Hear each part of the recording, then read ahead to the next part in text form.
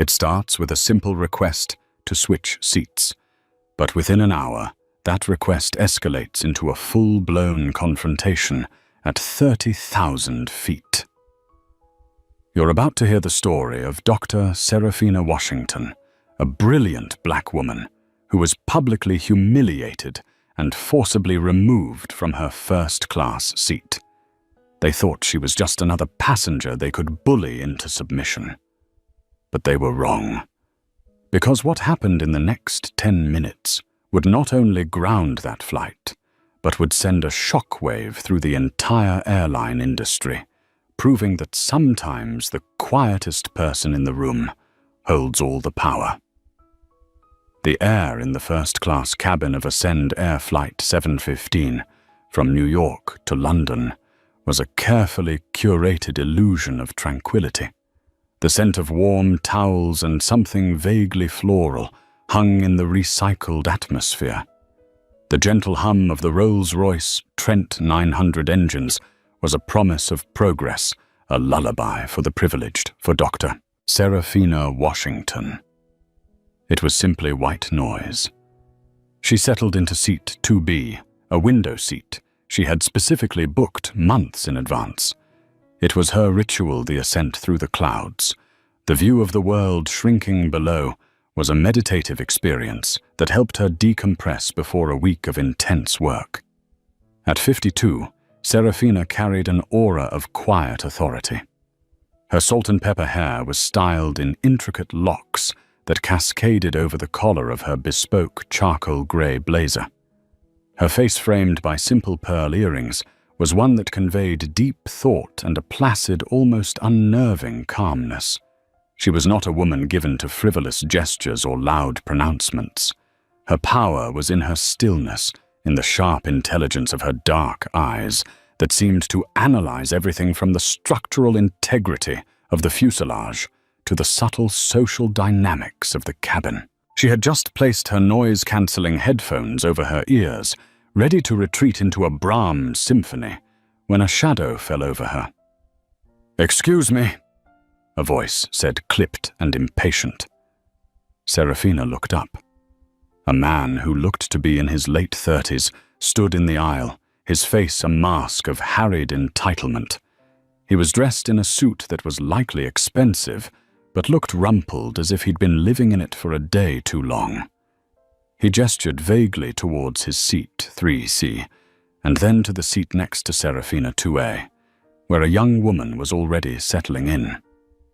"My colleague and I need to discuss our presentation," he said, not asking but informing. "You'll need to move." Serafina paused the music. She looked at the man, then at her boarding pass resting on the small console, then back at him. "I'm sorry," she said, her voice even and calm, "but this is my assigned seat." "Yes, I see that." The man, who she would later learn was named Chadwick Sterling, huffed. "But we need to work. We have a multi-million-dollar merger on the line. I'm sure you can understand." He glanced around as if expecting the other passengers to nod in agreement with his self-importance. The young woman in 2A, his colleague, looked mortified. "Chad, it's fine, we can just—" "No, Ashley, it's not fine." He cut her off. "We need the space. The lady can move to my seat." He gestured back to 3C, a middle seat in the row behind.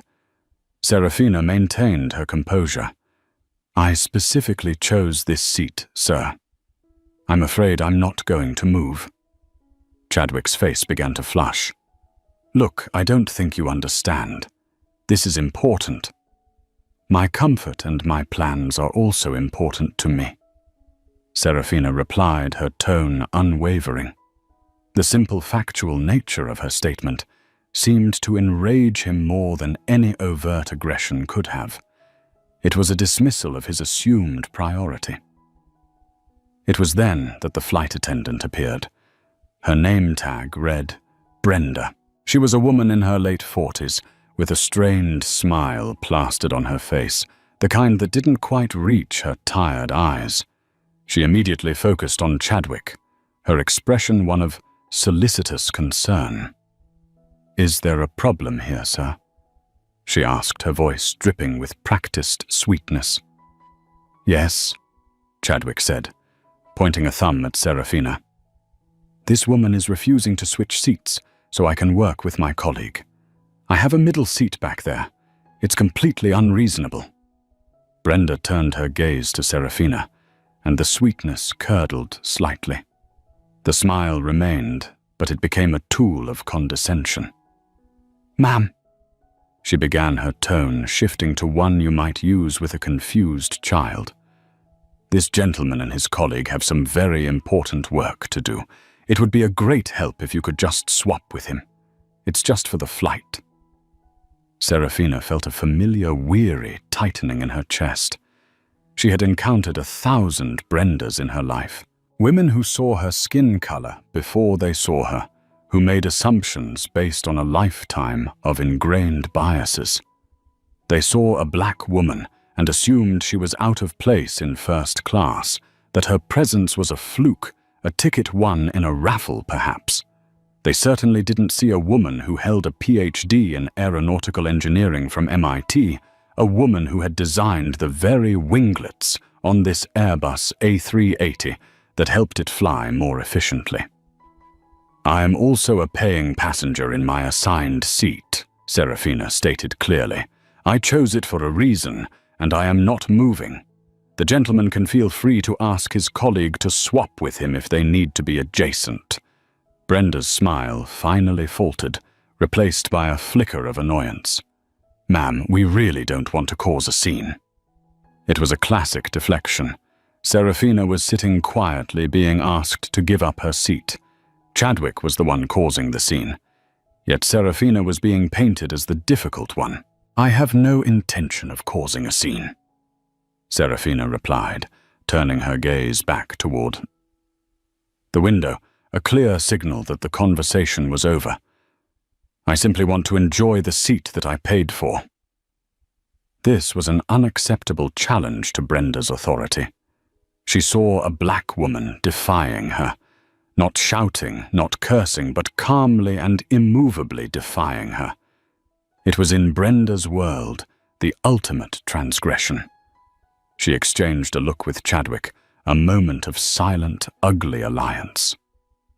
"I'm going to have to ask you to reconsider," Brenda said, her voice now firm and laced with a threat.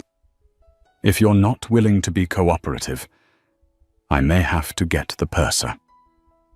"Please do," Serafina said, without looking back at her.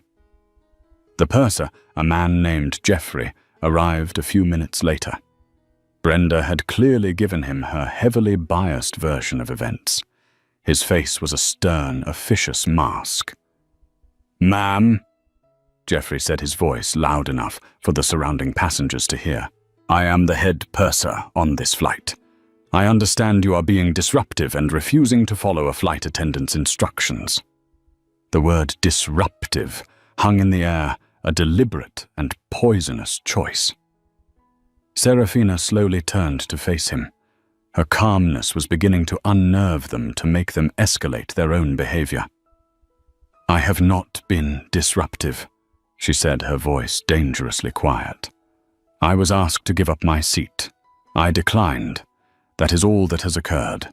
Your flight attendant is misrepresenting the situation." "Brenda is one of our most experienced crew members," Jeffrey said dismissively. "Now, are you going to move to the other seat, or is this going to be a problem?" The plane had finished boarding, and the cabin door was about to close. The threat was implicit comply, or you won't be flying at all. Serafina looked at the faces around her. Chadwick Sterling was smirking. A few other passengers looked uncomfortable, but were pointedly staring at their phones, unwilling to get involved. Others, however, wore expressions of faint, smug approval. They saw the scene exactly as Brenda and Jeffrey were framing it, an unruly passenger being put in her place. Serafina made a decision. This was no longer about a seat.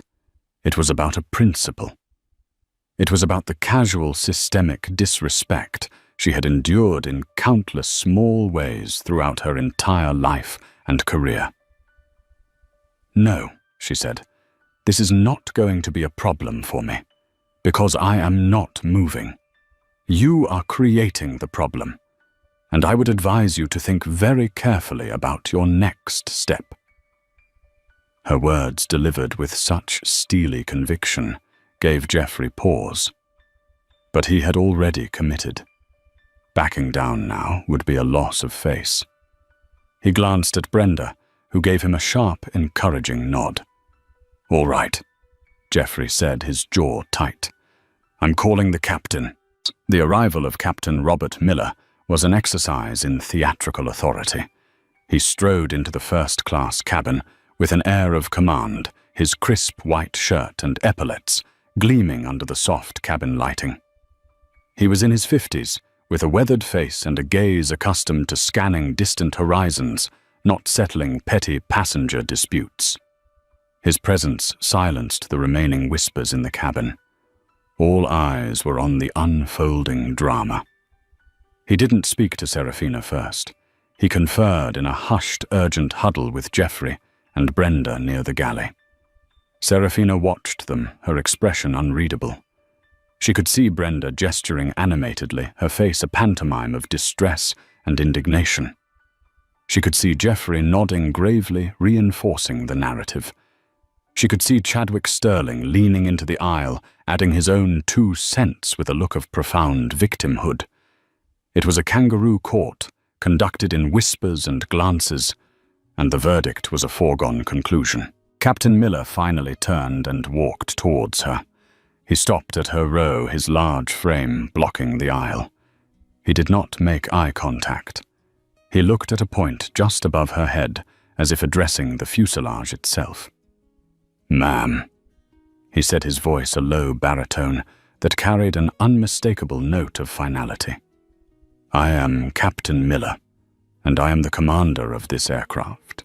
My crew has informed me that you have been causing a disturbance and refusing to comply with their instructions. This behavior poses a potential safety risk on my flight." The accusation was breathtaking in its absurdity. A safety risk. For politely declining to move seats, Serafina felt a cold, clear anger solidifying within her. It was not a hot, reckless rage, but a focused, crystalline fury. She had spent 30 years of her life dedicated to aviation safety. She had written protocols, designed systems, and testified before congressional committees on the very subject. To have her own life's work twisted into a weapon against her was an insult of the highest order. "Captain," she said, and her voice was so perfectly modulated, so devoid of the emotion he clearly expected, that it made him finally meet her eyes. "With all due respect, your crew is either lying or grossly incompetent. I have done nothing but sit in my assigned seat and read a book. The disturbance is being caused by a passenger who felt entitled to my seat, and by your crew who have chosen to escalate a simple matter into this performance." Her choice of the word performance was deliberate. It hit its mark. A muscle twitched in Captain Miller's jaw. "My crew's judgment is not in question here," he stated, his voice hardening. "This is my aircraft, and my word is final. Federal law grants me the authority to refuse transport to any passenger who threatens the safety and security of the flight. I have made a determination that you are such a passenger." The sheer, unmitigated gall of it left Serafina momentarily speechless. He was invoking federal law, the very body of regulations she had helped to shape to justify an act of petty tyranny fueled by racial bias. "So to be clear," she said, her voice lethally soft, "you are ejecting a passenger from a flight because she refused to give up her pre-selected paid-for seat. Is that the official reason you will be logging in your report?"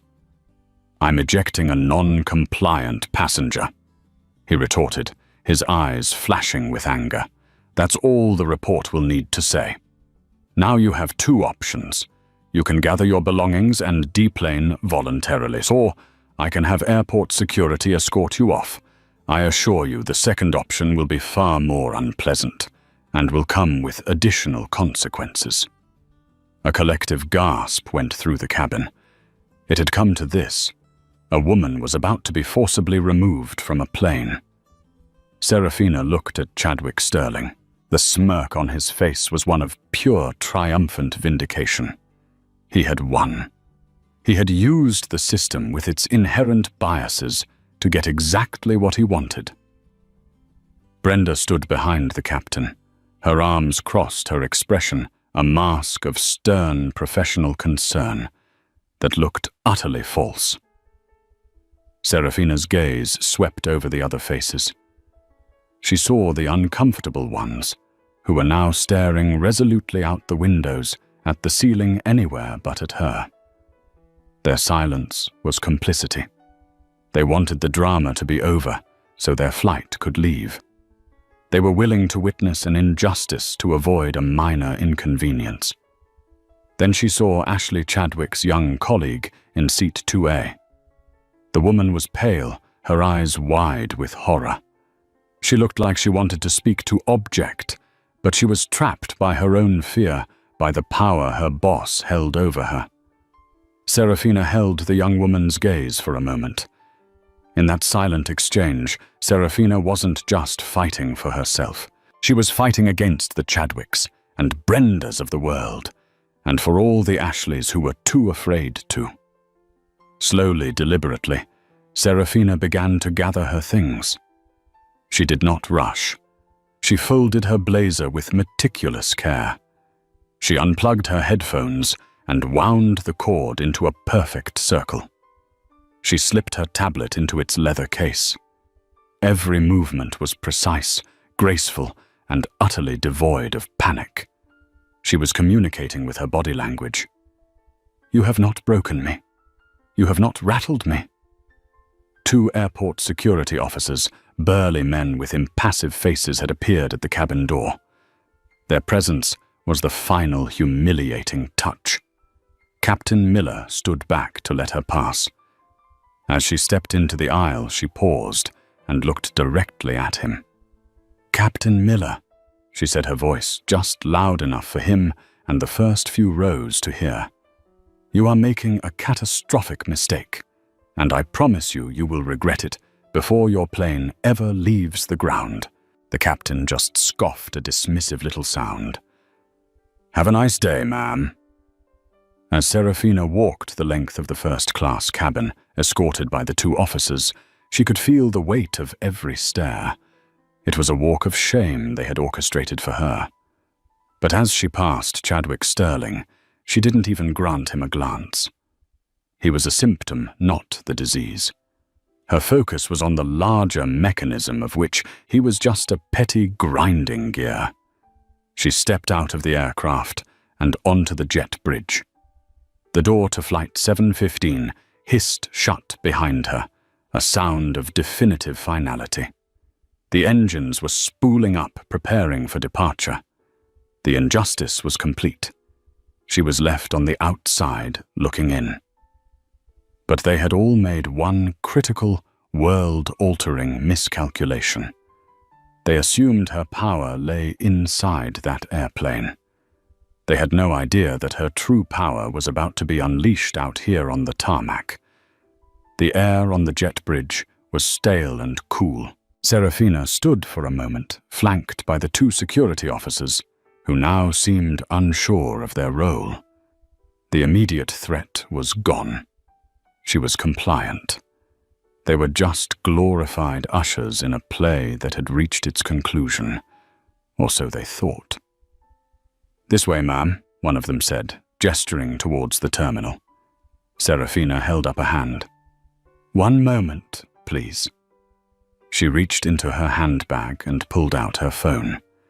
It was a simple standard-issue device, but to her it was an instrument of immense power. She ignored the dozens of notifications that had piled up and went straight to her contacts. She scrolled past names that would have made aviation executives tremble. Senators, FAA, administrators, CEOs of aerospace manufacturing giants. She stopped at a name listed simply as Marcus T. She pressed the call button. As the phone rang, she turned her head slightly and looked through the thick glass of the jet bridge window. She could see the cockpit of the Airbus A380 Captain Robert Miller, a silhouette against the glowing instrument panels. He was likely going through his final pre-flight checklist, confident that the disruptive passenger was now just a bad memory, a forgotten anecdote. "This is Thorne," a deep, no-nonsense voice answered on the first ring. "Marcus, it's Serafina Washington," she said, her voice as calm as if she were inquiring about the weather. There was a subtle shift in the tone on the other end of the line. "Sarah, I thought you were in the air by now. Everything all right with the departure of the new A-Wing?" Marcus Thorne was the director of operations for the entire John F. Kennedy International Airport. He was a man who commanded an army of air traffic controllers, ground crew, and emergency services. He was also her former protégé, a brilliant logistician she had mentored years ago at the FAA. They trusted each other implicitly. "Not exactly," Serafina said, her gaze still fixed on Flight 715.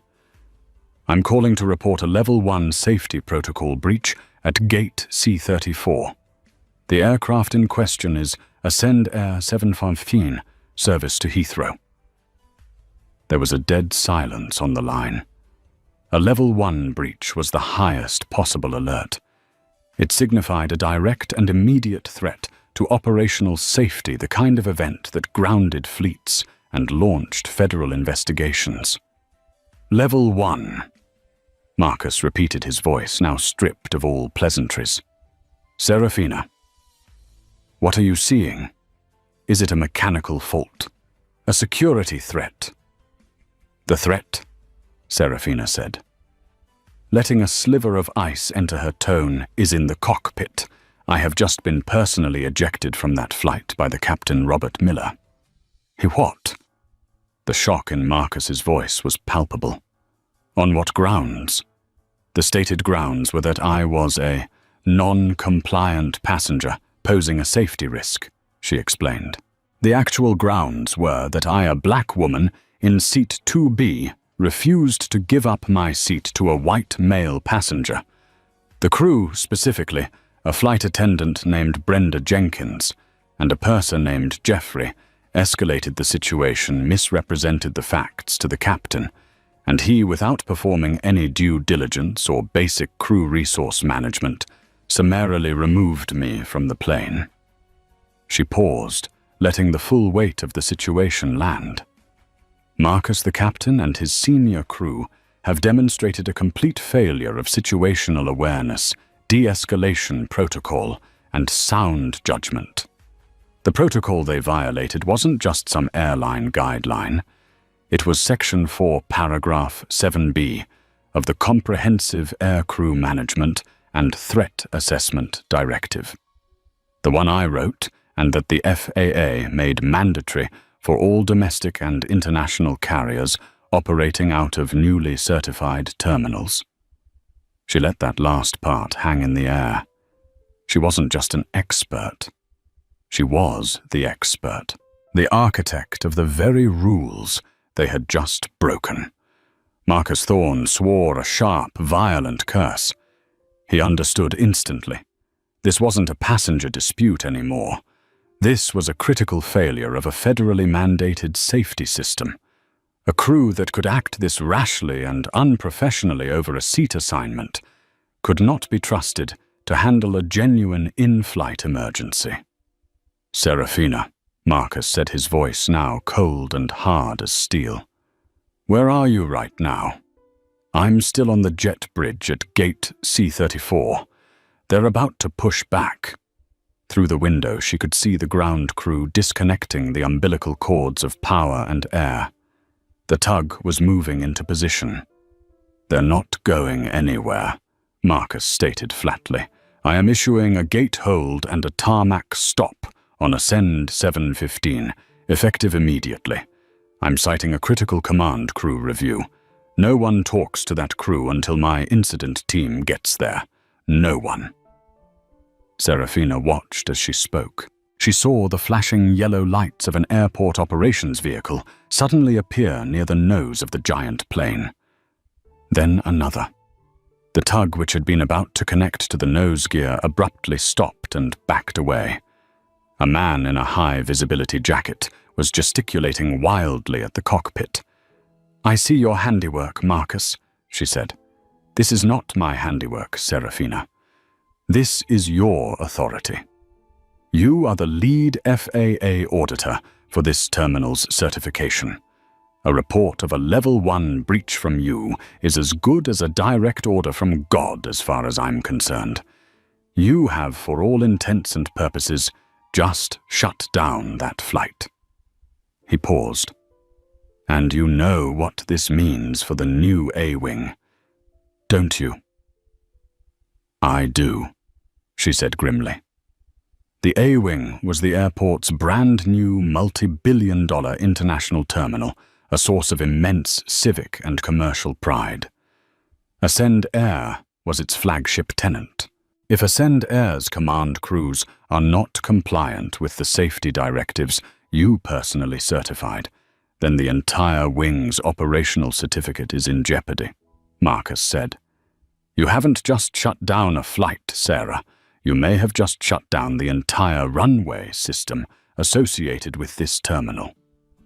The two security officers standing beside her were now looking at her with wide, confused eyes. They had heard her end of the conversation.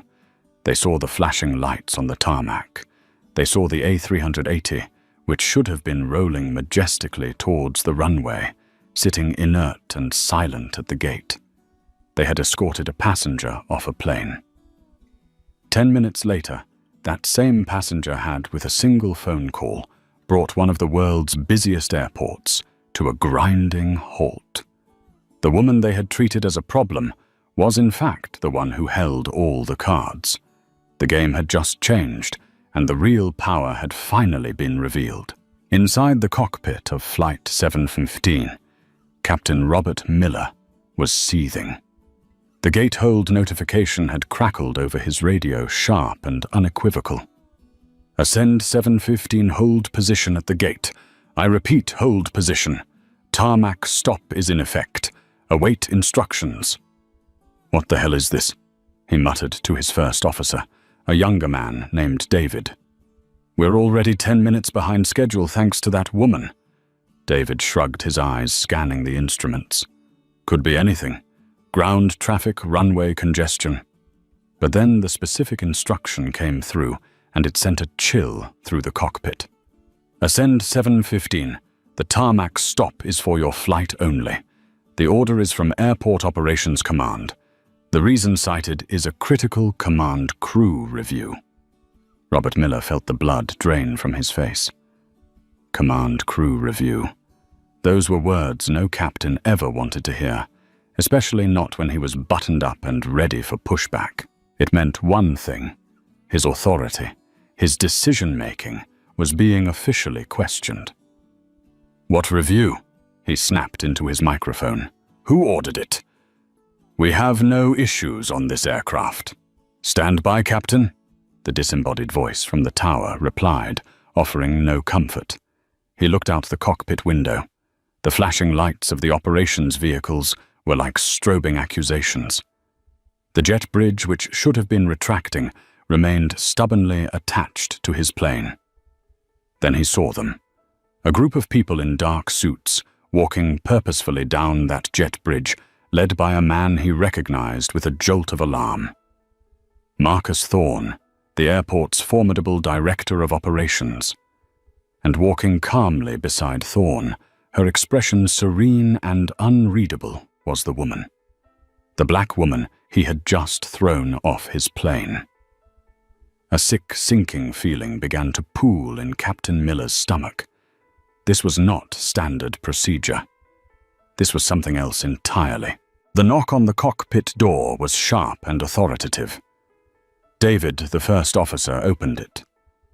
Geoffrey the purser stood there, his face pale and sweating. Behind him stood Marcus Thorne and Dr. Seraphina Washington. "Captain Miller." Marcus said, his voice quiet, but carrying the weight of absolute command. "We need to have a word. In the cabin." In the first-class cabin, the atmosphere was thick with confusion and anxiety. The passengers who had been celebrating their imminent departure were now murmuring nervously. They saw the official-looking men, and most terrifyingly, they saw the return of the woman who had been escorted off. She wasn't in handcuffs. She was walking side by side with the man who was clearly in charge of the entire airport.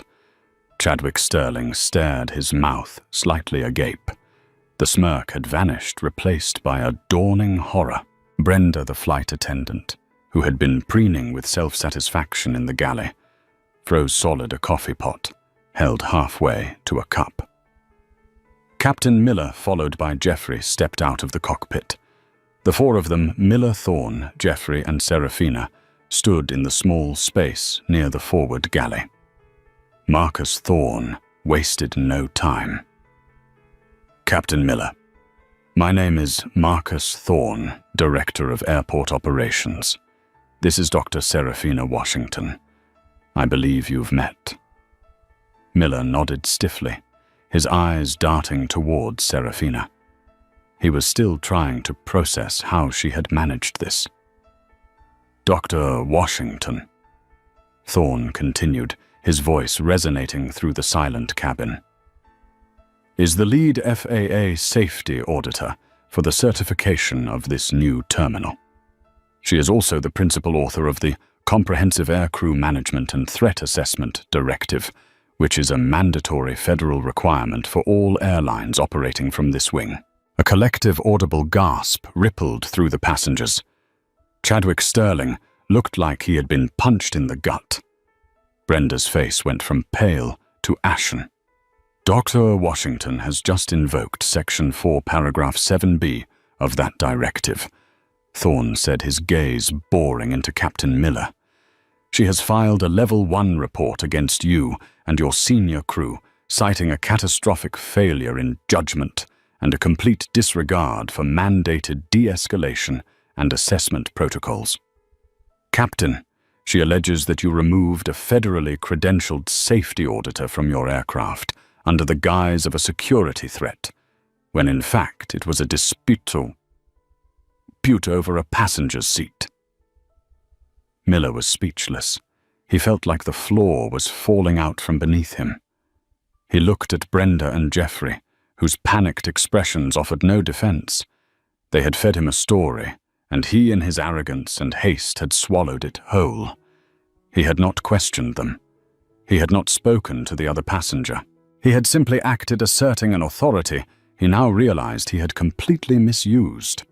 "Based on Dr. Washington's official report," Thorne declared, his voice rising so everyone could hear, "I have no choice. Ascend Air Flight 715 is grounded indefinitely, pending a full investigation by my office and the Federal Aviation Administration. Your entire crew will be escorted to my operations center for immediate interviews. This aircraft will not be going to London. Not tonight, and not with you in command." The finality of his words was absolute. He then turned his attention to Brenda and Geoffrey. "As for you two," he said, his voice laced with contempt, "your airline may deal with you later. But right now, your airport access credentials are being revoked. You will be escorted from the premises." He then looked past them, his eyes finding a stunned Chadwick Sterling in his seat. Seat 2B, Seraphina's seat. "Sir," Thorne said, pointing a finger at him, "you were the instigator of this incident. You will also be required to give a statement. I suggest you find a very good lawyer." Seraphina stood by watching it all unfold. She felt no triumph, no glee, just a profound, aching sadness. It had all been so unnecessary. A simple matter of human decency could have avoided all of this. But the system and the people within it had failed that simple test. She made eye contact with Ashley, the young colleague. The woman looked at Serafina with an expression of awe and, strangely, gratitude. As airport officials began the process of deplaning the bewildered passengers and sequestering the crew, Serafina turned to Marcus. "The runway, Marcus?" she asked quietly. "For now, it's just this flight and this gate," he replied. "But I've already put a call in to the regional FAA administrator. Ascend Air's entire operational plan for this terminal is under review as of right now. They'll have to prove every single one of their crews is compliant with your directive before another one of their planes takes off from this wing. You didn't just ground a flight, Sarah. You fired a shot across the bow of their entire international operation." She nodded slowly. The consequences were already spiraling outwards, far beyond the confines of this single airplane. The karma wasn't just coming. It had arrived with the force of a hurricane. The hours that followed were a masterclass in bureaucratic dismantling. While the disgruntled passengers of Flight 715 were being rerouted, rebooked, or sent to hotels, the key players in the drama were escorted to the sterile, windowless heart of JFK's Operations Command Center. The atmosphere was frigid, both literally and figuratively. Dr. Serafina Washington was given a quiet office, a courtesy extended to a high-ranking federal partner. She sat not as a victim, but as the primary witness and complainant. She wrote her statement with the same meticulous precision she applied to everything, detailing every word, every gesture, every nuance of the encounter. She was not emotional. She was factual, her report, a damning indictment built on the unshakable foundation of the truth. In separate interrogation rooms, the unraveling began. Brenda Jenkins, the flight attendant, was the first to crack. Stripped of her uniform and the flimsy authority it provided, she was just a tired, scared woman. Faced with two grim-faced investigators from the FAA and the Port Authority, her carefully constructed narrative crumbled. I was just trying to maintain order," she stammered, twisting a tissue in her hands. The man, Mr. Sterling, was very insistent. He said his meeting was critical. Was Dr. Washington being loud, threatening, or abusive in any way? One investigator asked, his pen poised over a notepad. "Well, no, not loud, but she was stubborn," Brenda offered weakly. "She was being uncooperative." "Uncooperative with what, Ms. Jenkins?" the second investigator pressed. "An unofficial request from another passenger. Is it Ascend Air's policy to force passengers to relinquish their paid assigned seats to accommodate the wishes of another? No, but you have to know how to read a situation. I was trying to de-escalate. It seems to us and to Dr. Washington that you did the exact opposite," the first investigator said flatly. "You escalated. You brought in the purser. You mischaracterized a passenger's calm refusal as disruption. You poisoned the well before the captain ever arrived. Is that not what happened?" Brenda began to cry.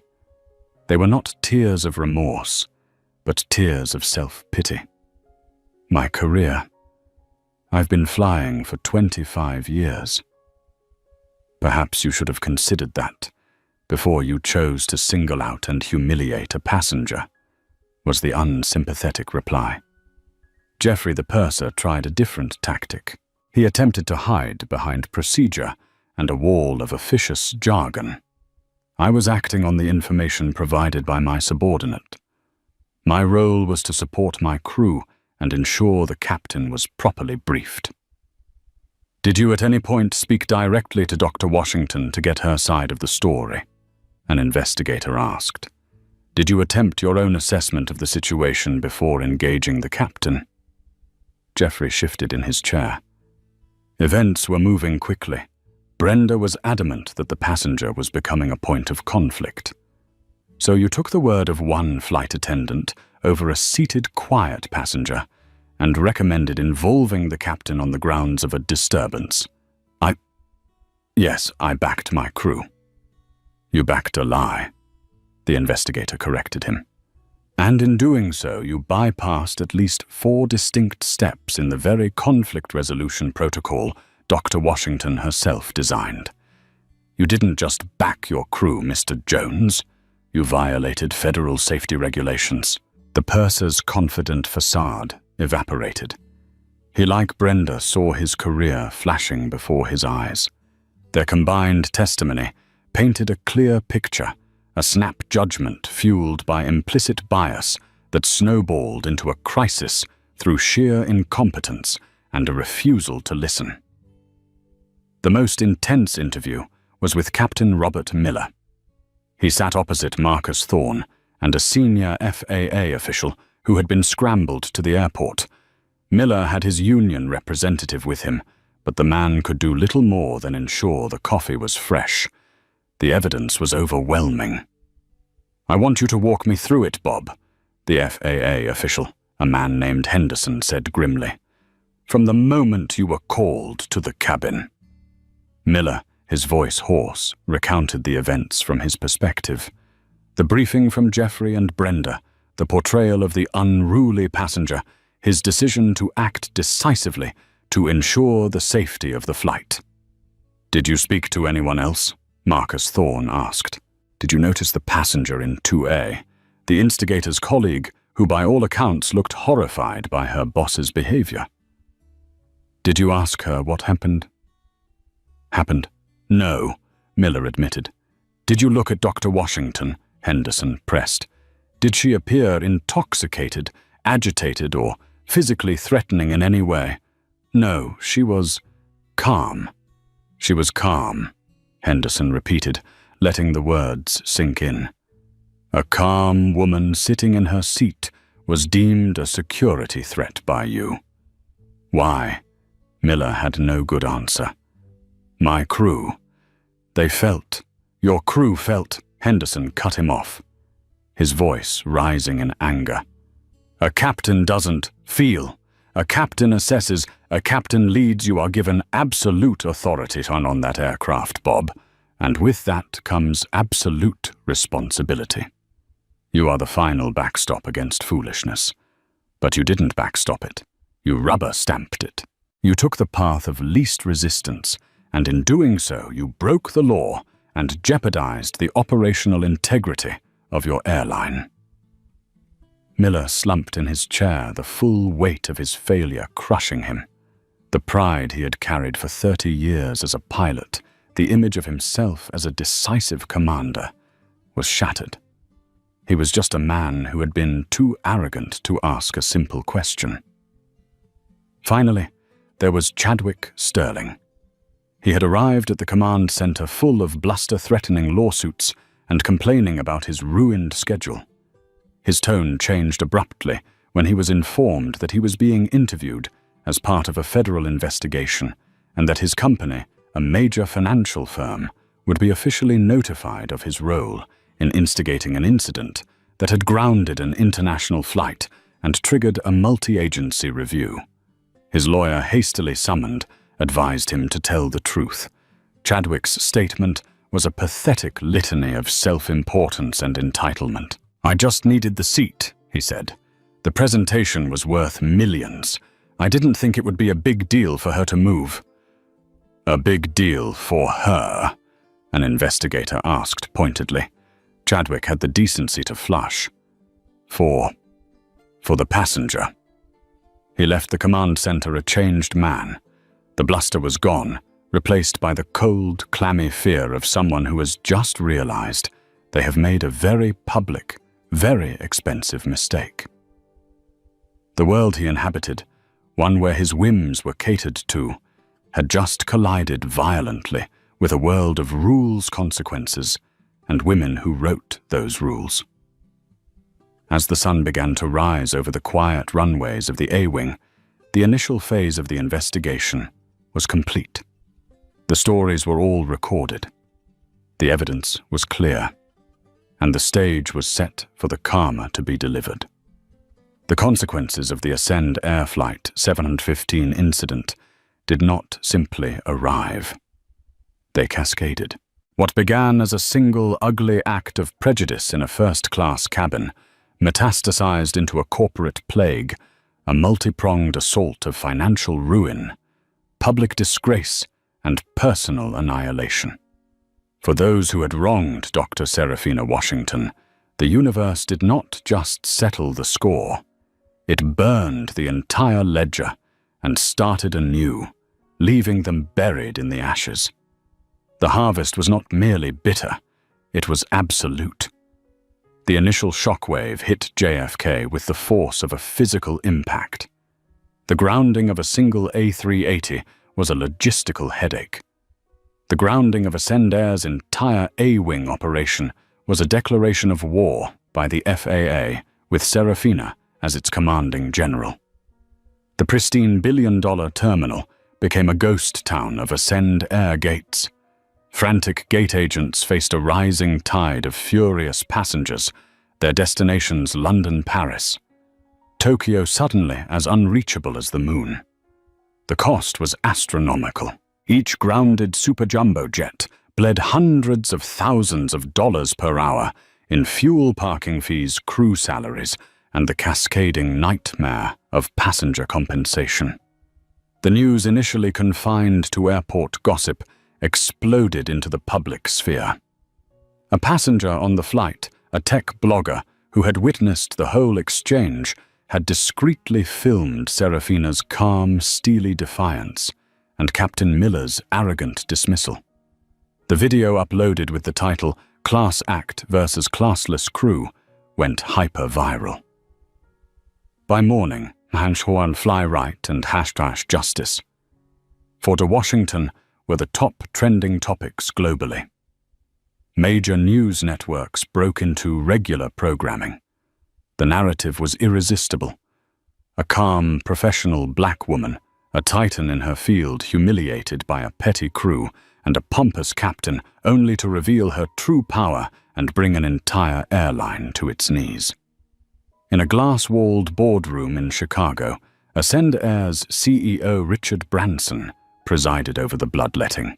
Furious board members watching billions in market capitalization evaporate demanded scalps. The stock had nosedived a vertiginous plunge driven by pure, unadulterated public outrage. Their brand, once associated with luxury and prestige, was now a meme for corporate racism and incompetence. Branson's first move was a desperate, groveling phone call to Dr. Washington. He found her not in a lawyer's office, but in her own, overlooking the very runways she had helped design. "Dr. Washington," he began, his voice oozing a practiced, insincere contrition. "On behalf of the entire Ascend Air family, I want to extend our most profound and sincere apologies." Serafina cut him off, her voice devoid of heat but sharp as surgical steel. "Mr. Branson, save the platitudes for your press release. Your family has a systemic disease. What I experienced was not an anomaly. It was a symptom of a rotten corporate culture that you have allowed to fester. Do not apologize to me. Fix your company." The ultimate humiliation came a week later. The FAA, with Marcus Thorne acting as its unflinching enforcer, made its terms for recertification clear.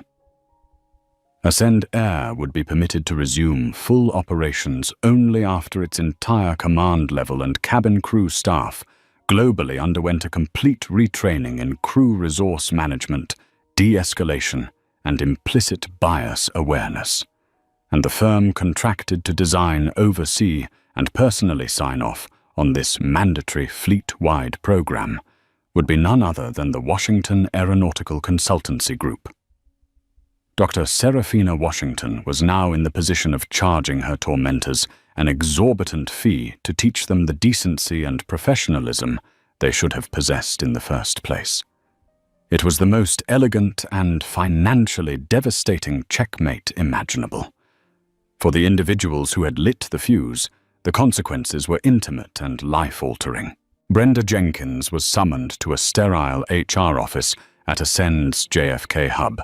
She walked in expecting a reprimand, perhaps a suspension. She still saw herself as the victim, a loyal employee, trying to manage a difficult situation.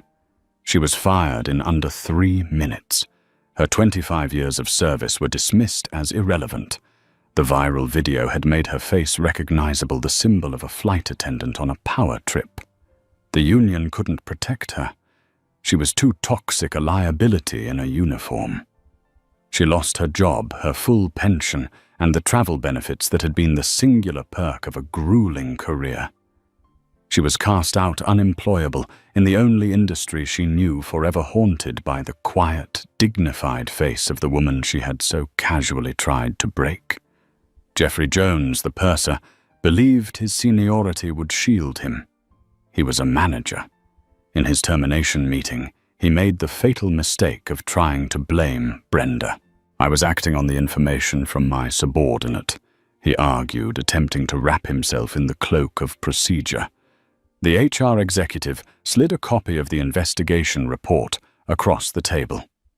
It detailed in excruciating detail how Jeffrey had not followed a single de-escalation protocol, how his role as a leader was to assess, not to amplify. His failure was deemed worse than Brenda's. Her sin was one of prejudice. His was a complete abdication of leadership. He too was terminated, his career ending not with a retirement party, but with a security guard escorting him to the employee parking lot. The fall of Captain Robert Miller was the most profound. As a pilot, he was protected by the most powerful union in the industry, which saved him from immediate termination. But they could not save him from the FAA or from himself. His license was suspended pending a full psychiatric and professional competency review. The Critical Command Crew Review was a permanent, damning stain on his record. His retraining was a special kind of hell. This proud veteran, who had once commanded the world's largest passenger aircraft, found himself in a classroom in Oklahoma City, being lectured by a 28-year-old psychologist on microaggressions in confined spaces.